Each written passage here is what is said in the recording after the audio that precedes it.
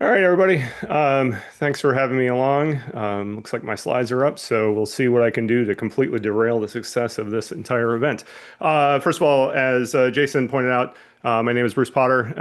I always start my talks with the same basic premise. You shouldn't believe anything I'm about to tell you. I am a college dropout. In fact, I dropped out of a state school in Fairbanks, Alaska, which should tell you a lot about the bar that I failed to jump over. I can't code, and I've never had a cert. I've taught CISP classes. I've never had a CISP as an example. I've run some companies, I've been the CISO at a few, notably to folks in this audience. I was employee 12 in the first CISO at Expel. I also helped my wife run ShmooCon for 20 years here in DC as founder of the Shmoo Group, and currently running a company focused on SaaS and AI security operations and audit log analysis. So company's Turngate, turngate.io, if anybody's interested in checking this out. The reason I wanted to give this talk is, as Jason so eloquently put it, I'm old and I've been doing this a long time. And I've seen so many times smart people get stymied by bad tooling, right? In cybersecurity, we've talked about the skills gap and open jobs and it's hard to find people and that kind of thing. And the reality is oftentimes we have just bad tools that require too much training, too much nuance, too much understanding to use, even though the core concepts everybody in this room would understand. And as analysts, as people working in the SOC, sometimes you're using native tools internally that have been built by your company. Sometimes you're using vendor tools.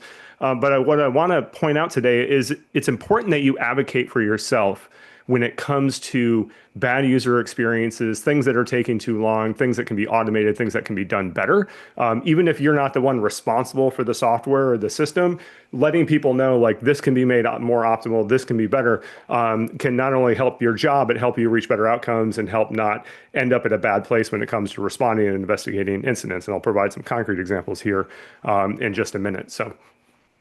First of all, there's enough people on this call that some of you may have gotten this alert. This was an alert that I think was from 2018, sent to every resident in the state of Hawaii that was basically like, you're all going to die, seek immediate shelter, this is not a drill. Turns out it was a drill. And it was actually the mistake of a person working the emergency alert system who inadvertently sent out the real message as opposed to the test message. And you might wonder, how is that possible that someone could do that? Well, it's possible because this was the interface that they had to use, right? This was literally in the postmortem, the thing that people got to, the people involved in recreating this you got to see. It was like, this is the breakdown of the thing. And so he clicked on, instead of the thing that said drill, he clicked on the one above it, and then everyone was notified that they were all going to die through thermonuclear war. So someone who focuses on UI and user experience, this is a fun example to kind of try to tease apart, like, how would you do this better? So first of all, what is the categories of information that was presented to the analyst in this case? You have the plain language alert name. This is a tsunami, an Amber Alert, whatever it is, the type of alert, where it came from, the Civil Defense Agency, child abduction emergency, that kind of thing, who gets the alert, and then the status of the alert. Those are all encoded in different places on this menu. But the reality was it was represented differently in almost every circumstance, right? It's all caps. It was title caps. There's one that's just one dot test message. Why? I don't know. I guess the person maybe started thinking they were going to do numbered bullets and they were like, forget it. We'll just add the rest of these in no particular order. And the drills were labeled drill, demo test, and apparently all field names were optional, right? This is a disaster waiting to happen. And in fact, it did happen. So how would we make this better? When you experience something like this, it's not hard to imagine in the tooling that you have today. You're like, I've seen menus like that. I've seen systems like that. How would I make it better? One of the first things that I do is build what's called an ontology, and that's basically a categorization of the elements of the system, right? And in this case, you've got the plain English alert name, you got the alert type, status, and recipient. And then I can build out a very simple ontology and say, here's all the alerts and the combinatorial mathematics associated with it. I can fill this thing out, and then I get to decide, how do I want to represent this data? You know what? For starters, let's make a menu that's demo and a menu that's live, right? That way, no one can get confused. These ones over here are the demo ones. These ones over here are the live ones. That's an example of how to fix that problem. But it's a pretty decent way of doing this. Give all the alert names the same structure. So we're going to do the plain name, paren, the type of alert, and then who's going to receive it. And then, all alerts generate the exact wording and require positive affirmation, especially when you're going to notify everyone they're all going to die. That should be a thing where you definitely want to require people to be like, yes, indeed, we are all going to die. So here is the mocked up version that I made. This is basically, demo and live. I got to believe if they had this at the YEAS in 2018, maybe they wouldn't have informed everybody of their impending death. So, cute story. What about this movie? Watch Discord for 3 seconds. I'm sure a bunch of you know this movie. Is from The Usual Suspects. In The Usual Suspects, there's a scene late in the movie where Agent Kuyan is yelling at Verbal Kint saying, it wasn't Keaton's idea to rob the taxi service, wasn't it? He's just leaning in. He's convinced that Keaton was the guy responsible for the crime and he was the mastermind and he did all these things. And Verbal Kint breaks down sobbing and says, yes, it was all Keaton. We followed him from the beginning. I didn't know, right? He was just a patsy. He wasn't actually the one thinking. He was just the one turning the crank and doing the crime. And of course, at the end of the movie, you discover that indeed, Verbal Kint is actually the mastermind, and he's the one been orchestrating the entire thing. What happened was that Agent Kuyan experienced two types of bias that we talk about when we think about data analytics and investigative processes. The first is anchoring. And anchoring is this idea where you develop your first impression of what's going on in an incident, an investigation, something like that, and then you hold on to that as like ground truth. Like, this was my gut instinct, and this has to be correct. And then from that point, Agent Kuyan spends a good chunk of the movie leaning in and learning more information that reinforces his belief that Verbal Kint was actually the one, he was just a patsy, and Keaton was the one orchestrating the crime. And so he digs up all this information, and it's what that is called confirmation bias. He's not looking for reasons that he's wrong, he's looking for reasons that he's right. Cybersecurity products are notorious at this. This screenshot here on the right is just some random thing from Datadog. Datadog will show you exactly the information that you asked for, right? When you run a query in Splunk, when you run a query against any database, it shows you exactly the information that you asked for. And if you come into an investigation with an idea of what's wrong, and all you're doing is trying to find information to back up your idea, you're going to end up in a bad place. I can't tell you how many investigations I've worked before where the initial investigator had that thesis, had that idea of what was going on, and it was 100% incorrect. 100% incorrect, but they had all this evidence and all this data, and it took hours and sometimes days to pull them away from that and get them to see, no, this is the real problem. Datadog and Splunk will not show you related relevant information that might help you avoid your bias. But as an analyst, this is actually one of your primary jobs, is to be able to go in and look to say like, hey, this is my belief. What information could I dig up to try to find something to work against that, something to help me, work to a different solution. The other thing that oftentimes comes into play in cybersecurity investigations is something called the framing effect. So this is how you present information impacts the decision making. Here's an example from Hollywood. Star Wars, the first movie, also euphemistically episode 4, but whatever. Vader betrayed and murdered your father. Right? We've all heard this line, or the vast majority of us heard this line. And you're like, wow, this Vader guy sounds like a real bad dude. Like, this is really rough. Well, we find out later, actually, Vader was your father, but he was just a really different person back then, right? And so there's this arc that we take in that movie to understand, like, well, Vader, there's a little sympathy associated with him, right? We see this in cybersecurity too. We get all kinds of situations where, like, sky's falling, you got 50 vulnerable hosts. Oh my gosh, what are you going to do about it? And the reality, the context associated with that alert is actually, well, it turns out there's no vulnerable hosts with external reachability, and it's 50 out of 10,000. This is something we can manage, right? We get this kind of information sent to us all the time. High criticality alerts, critical alerts, all these things, that cause us to want to react, to want us to lean in and believe like this thing is a bad thing. And then we spend all this time going down the wrong path or being too concerned or not concerned enough in some cases about the information that we're dealing with. So what are the goals of UI and UX in cybersecurity? Very simple. We want to maximize velocity of the objective. How fast can I adjudicate events? How fast can I investigate an incident?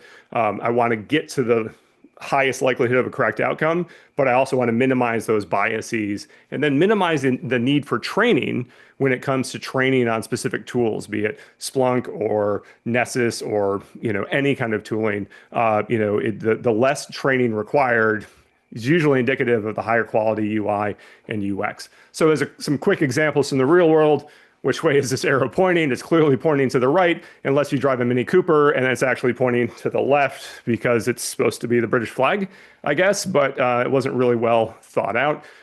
This next one is one of my favorites. Honestly, don't know. Like, should I stop? Should I not stop? What's the point of this? Or I'm just not allowed to do the Heisman pose. I'm not really sure. And then sometimes we develop iconography to help us shortcut language barriers and complex ideas and that kind of thing. This is the tag from a piece of clothing, right? I have literally, I wash clothes all the time. I have no idea, except for the iron looking thing, what this means. What does two dots mean? Not really sure, but apparently I can park on my pajamas. And that was my one takeaway from this. We see this all the time in cybersecurity. This is a CVSS 3.1 score. What does it mean? Look, as Jason pointed out, I'm old. I've been doing this a long time. I still can't tell you what that vector means, right? I have to look it up. Maybe it's because I don't do it every day, but this is an area where like the shorthandedness is very much inside baseball. It leans into people having to be insiders to have all this knowledge. And it's very difficult for outsiders to approach this and go, I understand what this means.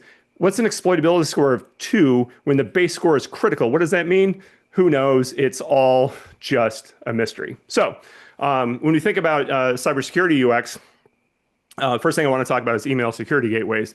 Some of you may be administering gateways. You may be involved in blocking emails that come in when something malicious happens or there's a phish or that kind of thing. What's the most common thing you need to do when you go to administer an email security gateway?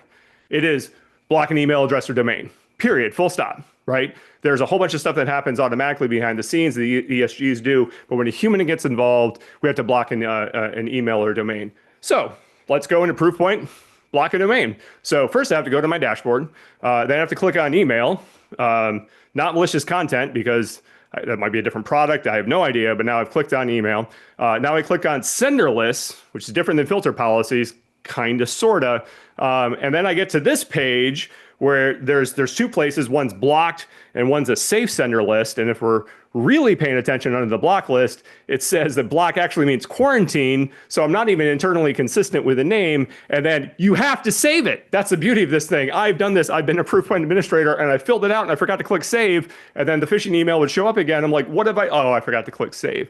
This is horrible, a horrible UI. Also, if you want to know what you've already blocked, it's over here in the sender list, even though it's a block sender, it's in the sender list because that makes a lot of sense. When you log into Proofpoint or any ESG, the first thing it should do would be like, what do you want to block? Click here to do it. Click. Okay, cool. Is there something else you want to do? I'll help you out with that separately, right? No, but the thing we do most common is buried under a ton of menus. Not to be old school, but if you use postfix, you can just blast it into a block senders file and then postmap that critter and you're off to the races. Okay, let's administer Falcon. This is another one you might be into on the regular, depending on how you're investigating and responding to incidents. I see icons with blue dots and I see icons with yellow dots. What does it mean? I don't know. There's no legend. It means it's important, not important. I don't have a freaking clue. What's the difference between policy and a rule in a firewall? I don't know. Semantics? Turns out it's not. You got to know. Man, you got to be a Falcon admin. You probably should be a certified Falcon admin to understand that difference. And why, in God's earth, is there a section labeled configure when almost the entirety of this thing is configuration, right? This is, again, one of those interfaces, like it was iterated and designed over time. It made sense to somebody at some point, and then they start bolting stuff on. As a newcomer, this is Greek. This is impossible to understand. The top nav bar doesn't get me back to the top, which is wonderful. And then sometimes I have to click on a hamburger to select activity. It's an abomination. This entire thing is really rough. But in fairness, this is where I will not actually defend Linux and say, like, if you have to deal with IP tables, you might be better off with a Falcon interface to configure the firewall. Because I've, again, been doing this a long time and I have to man IP tables every single time. So when we think about how to present information in a good way, one of the things we consider is use of white space. White space is a very powerful tool to guide a user to be like, these are the things you need to focus on. These are the things that you need to look at. This is from Amazon Security Hub. You'll notice there's a lot of white space here. And what's interesting about this is most of this information could be displayed down in about a quarter of the space that we have today, because this title area over here on the right-hand side of your screen is like 5 lines tall, and it means that I can only represent a handful of findings on the screen. One of the challenges you face as an analyst is there's a barrage of data that comes at you, and information density matters a ton, right? You want to be able to, I often say, like, a security analyst is kind of looking at the matrix, right? You know your tools, you know everything, you just kind of squint and look at the matrix and be like, that's the one that I need to care about, right? By limiting white space, by driving data together, by bringing it together in a way that makes sense, you allow more information to be represented on the screen and peel out the things that aren't important. Like in this case, I've actually already queried for the resource type and the workflow status. So why am I even showing it on the screen? I'm wasting cognitive energy having to understand what's going on the screen in Amazon. Here's another slide from, I want to say, Carbon Black. Yeah. Carbon Black was clearly paying by the point size. That's why VMware bought them. But here's one of those situations where, like, you know, a bias can come into play, where if you've got some anchoring going on where, like, fewer alerts is good, then is alert volume going down good? Yes. From a systemic view, I'll be like, why have alerts gone down by 90%? Like, are we not getting the telemetry? Is something broken? Right? There's not enough information on this graph in the right to actually make a meaningful determination of anything, right? The alerts have gone down, but is everything functioning appropriately? What's the volume? Is it a holiday? What's going on? So that I can properly gauge, like, alerts versus utilization or something to let me have at least a better idea of what's going on, because graphs like this in the upper right lead to those biases that will submarine your investigation. Here's another one, like malware that was prevented. Cool story. What about the ones that weren't, right? As an analyst, when malware gets prevented, you're like, good job. I deal with the ones that make it through, right? So this is, again, one of those graphs that only tells a little bit of the story, doesn't tell you the whole thing. So finally, we have some from Sumo Logic. And this is an example of one of their dashboards. This is an Apache web server. You know, a bunch of clients causing 400 errors over the last 24 hours, 100,000. 400 errors from one client seems catastrophic to me, but what do I know? Is anyone going to do anything about this, right? Like, this seems like the kind of thing, like, I'd immediately want to pivot out and block, right? As an analyst, one of your challenges when you work a SOC, when you work in security operations, is going from that observation to action. And this is one of those cases where, like, okay, now I have to break out of my jail. I have to break out of Sumo Logic. I have to go over to this other tool. I have to figure out how to block this thing. You know, if this is an activity that you do on the regular, this is where automation matters a ton, right? Some of the most powerful tools I've seen in SOCs are those little automated widgets that are like, you went from this tool to that tool and you carried this IP address from here to there with you 10 times a day, 50 times a day, 100 times a day. And if you can convert that into a button, go to the other tool, it fills it in and submit whatever, you get an hour of analytical time back every day. Find those things that you have to repeat and transact on repetitively, and find a way to make that window as small as possible, right? I mean, we all understand the impact that an interrupt has on our day. And if I have to look at this dashboard and be like, oh, I got to go block those 5 IP addresses, I'm off on a journey for half an hour to come back, right? Before I get back and deal with anything else in this page, including other things on this page that aren't particularly useful. I have a whole bunch of things that are non-200 status codes. Is that a change in the past behavior? Can you give me some historic, view of this? No, it's just a histogram with no other than the last 24 hours. Did they happen in the last 5 minutes? I have no idea. These histograms like this are in dashboards all over the place, and I'm sure most of it's just blow through them and click through them because they have no value.